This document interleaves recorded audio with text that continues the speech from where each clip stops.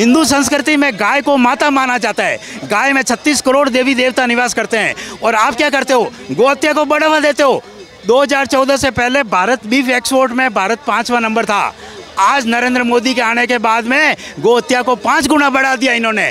Beef export में Bharat first number पे हो गया। प्रति वर्ष 24 लाख टन गाय का मांस भारत से बाहर यूके में वगैरह में देशों में निर्यात किया जाता है।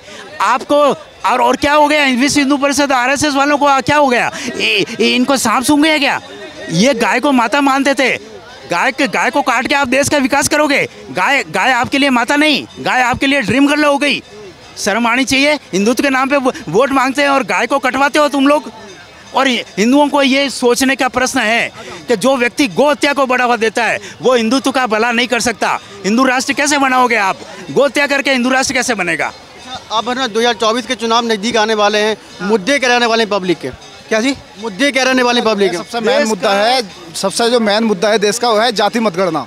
जो जाति मतगणना जो होगी तो उससे पता लग जाएगा कि कौन कितना पानी में है। देखिए इस टाइम दलित का शोषण हो रहा है, अल्पसंख्यक का शोषण हो रहा है और जितने भी जो आदिवासी लोग हैं उनका शोषण हो रहा है। अब जब से विपक्ष पार्टी ने जिनका मल्लिकार्जुन खड़गे जी का नाम दिया है तब से तबाही मचे हुई है इनके अंदर। आप डीयू में जाकर देखिए, डीयू में जो है एक शिक्षिका को खाली इसलिए निकाल देते हैं कि वो एक दलित कम्युनिटी से बिलोंग करती हैं और आज भी प्रोटेस्ट पे बैठी हैं 116 दिन से। उनकी कोई मदद के लिए तक नहीं जा रहा है और जो है ये उनके ऊपर इल्ज़ाम और उल्टे सीधा लगा रहे हैं। बल्कि उनके जो प्रिंसिपल हैं उन्होंने जो है झूठे सबूत कोर्ट में पेश किए उनके खिलाफ।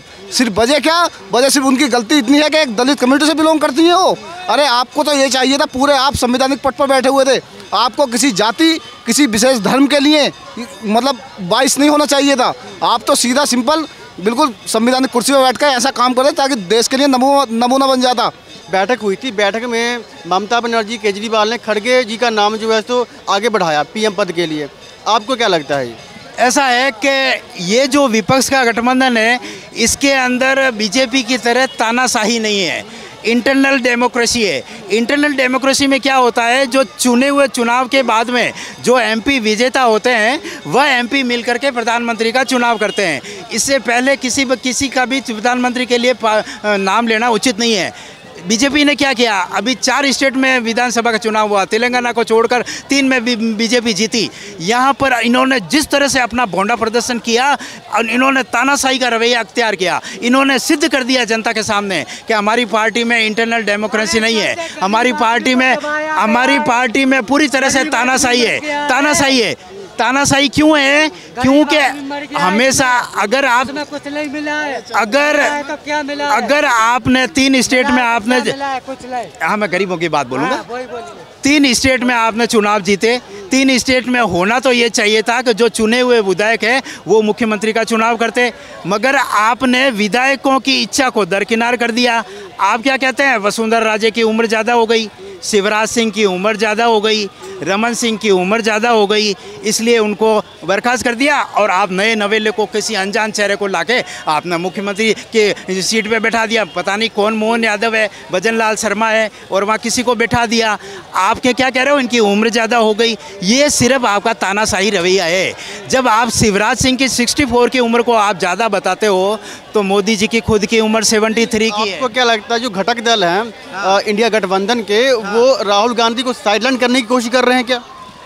ऐसा है कि मैं ये सोचता हूँ कि हमारे जो घटक दल है इनको अपना कॉन्सेप्ट बिल्कुल खुला रखना चाहिए कि अभी हमारा सिर्फ लक्ष्य है सिर्फ चुनाव जीतना। प्रधानमंत्री के पद के लिए अपन डिस्कस नहीं करेंगे, अभी कुछ भी डिस्कस नहीं करना है। क्या मतलब? अभी आप पहले सीटें तो जीत के आओ, उसके बाद में जब सीटें जो विजेता होगी, जिस पार्टी के एमपी ज़्यादा। परसों के मीटिंग के बाद वो क्या कहते हैं केसी त्यागी जो हैं जेडी जो उन्होंने कहा कि नीतीश कुमार पीएम पद के लिए बढ़िया कैंडिडेट हैं, पर वो बनेंगे नहीं। ऐसा है कि नीतीश कुमार निस्संदेह नीतीश कुमार बहुत अच्छे नेता है।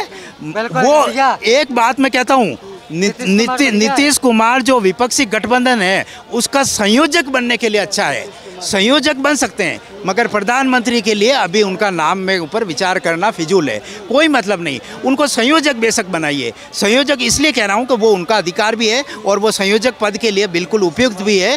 नीतीश सबको मिला के रख सकते हैं, क्योंकि नीतीश कुमार ने ये जो रूपरेखा है अपने ये विपक्ष की, ये जो गठबंधन जो तैयार करने की, इसकी शुरुआत नीतीश कुमार ने की।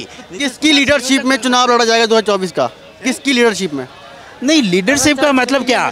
संयोजक है, नीतीश कुमार का संयोजक बन के लोकसभा का चुनाव। राहुल गांधी को लीड करना चाहिए। फिर लीड करने का मतलब क्या? लीड कोई भी नहीं है, संयोजक होगा। अभी सिर्फ विपक्षी गठबंधन का संयोजक होगा, लीड करेगा तो इसका मतलब लोग समझेंगे ये प्रधानमंत्री पद का। बीजेपी वाले लगातार ये पूछ रहे हैं कि आपका दूल्हा कौन है? अच्छा, राजस्थान में इनका दूल्हा कौन था? राजस्थान में हमारा चेहरा साहब मोदी जी है। जब मोदी जी क्या राजस्थान के मुख्यमंत्री बनने वाले थे, एमपी में आपका दूल्हा कौन था? आप तो किसी को दूल्हा नहीं बनाओ तो चलेगा, लोकसभा चुनाव में आप दूल्हे की बातें कर रहे हैं। आप ये गरीबों की कितनी ज़्यादा दुर्दशा हो रही है देश के अंदर। आज 80 करोड़ लोगों को आप 5 किलो राशन दे करके उनके भरोसे आप चुनाव जीतना चाहते हो। 5 किलो अनाज क्या वो कच्चा खाएंगे? गैस का सिलेंडर नहीं खरीदना पड़ेगा। 1100 रुपये आपने गैस का सिलेंडर कर रखा है। तेल का दाम सरसों का जो 40-50 रुपये का 200 रुपये आपने कर रखा है। आटा, नमक, तेल, मसाले पर साहब गरीबों का जीना दूभर कर। साहब ये जो मुद्दे आपने गिनाए हैं, ये राजस्थान में, मध्य प्रदेश में, छत्तीसगढ़ में चले नहीं। वहाँ पर जीत गई बीजेपी, वहाँ भी ये मुद्दे थे ना।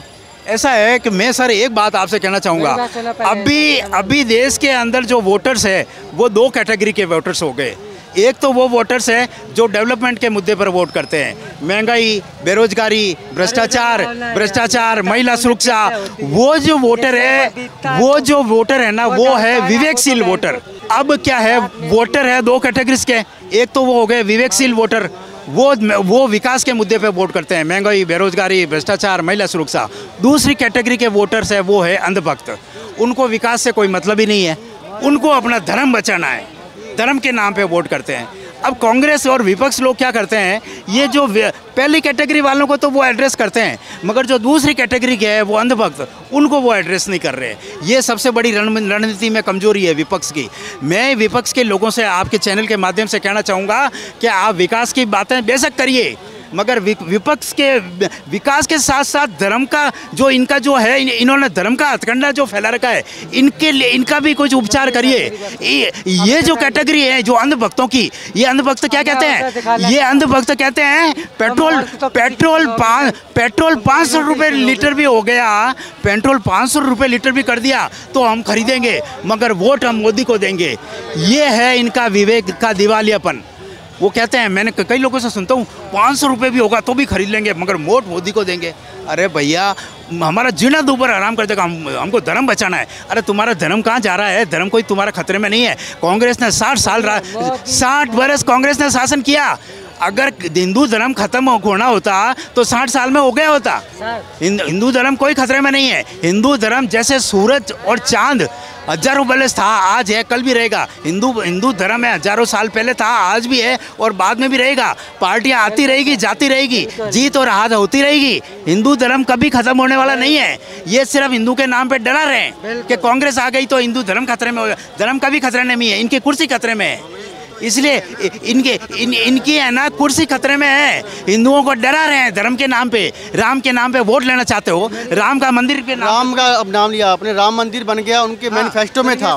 मैनिफेस्टो में लेकर आए थे कि मंदिर बनाएंगे, मंदिर बना रहे हैं, वोट भी मांग रहे हैं। ऐसा है कि मोदी जी ने 2014 में सत्ता संभाली। 2016 में ANI के एक पत्रकार ने उनका इंटरव्यू लिया।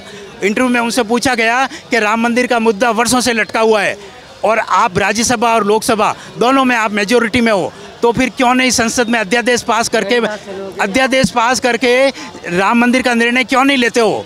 तो मोदी जी क्या जवाब देते हैं? राम मंदिर बनाना हमारा काम नहीं है, ये न्यायालय के अंदर ये मुद्दा विचाराधीन है। जब भी न्यायालय का फैसला आएगा हिंदू संगठन मंदिर बना देगा।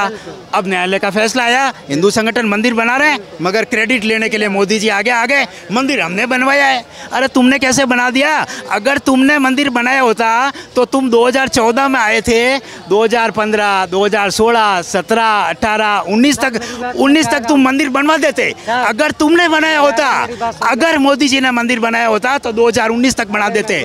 2024 तक की नौबत क्यों आई भाई? क्यों आई 2024 की नौबत? मोदी जी ने मंदिर नहीं बनाया। मंदिर बनाने का निर्णय हाई कोर्ट ने लिया है। ये न्यायालय के आदेश से मंदिर बना है। अगर मोदी जी मंदिर बनाते 2019 में बन जाता। मोदी जी के हाथ में नहीं था मंदिर बनाना। मैं यही कहता हूँ, वहाँ जो मंदिर बना, मस्जिद हटा के मंदिर नहीं बनना चाहिए। ना मंदिर बनना चाहिए ना मस्जिद बनना चाहिए। वहाँ कोई हॉस्पिटल खोल देता या कोई स्कूल खोल जाता, गरीब बच्चे पढ़ते हैं वहाँ, ठीक है। वहाँ मस्जिद था ना, पहले बाबरी मस्जिद की ज़मीन थी। अब वहाँ बाबरी मस्जिद, एक मंदिर को हटा के दूसरा मंदिर किया, ये कौन सा सही काम किया? वो भी तो इबादत की जगह है, वो भी सब की जगह है। वहाँ हॉस्पिटल खोलवा देता या कोई रोज़गार करवा देता, वहाँ गरीब आदमी खटके खाता। बस मैं यही कहना चाहता हूँ।